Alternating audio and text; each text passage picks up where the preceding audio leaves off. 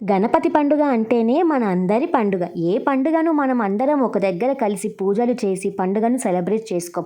కానీ మన గణపయ్య పండుగ మాత్రం అందరం ఒక దగ్గర చేరి అంగరంగ వైభవంగా అయితే 9 రోజులు లేదా 11 రోజులు పూజలైతే జరిపిస్తాం. అందుకే అన్నాను నేను మనందరి పండుగ ఈ గణపయ్య పండుగ అని. ఈరోజు మా గణేశుని మండపం దగ్గర కుంకుమ పూజకి నిజంగా అమ్మవార్లే దిగి వచ్చి కుంకుమార్చన పూజ చేశారా అన్నట్టుగా అయితే అనిపించిందండి. అంత నిండుగా అనిపించింది ఈరోజు మండపం అయితే. ఇంకా పూజ అయితే కంప్లీట్ అయిపోయాక ఒకరికొకరికి పసుపు బొట్టు ఇచ్చుకొని వాయినాలు అయితే ఇచ్చుకున్నాం.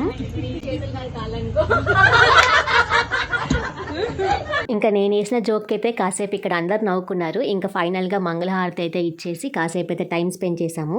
ఇంకా గ్రూప్ ఫొటోస్ దిగి కాసేపు డ్యాన్స్లు కూడా వేసి అయితే ఇంకా ఎవరి ఇంటికి వాళ్ళు వెళ్తే వెళ్ళిపోయాము. ఈరోజు డే 3 అయితే చాలా బాగా జరిగింది. మీకు ఎలా అనిపించింది అనేది కూడా కామెంట్ బాక్స్లో షేర్ చేసుకోండి.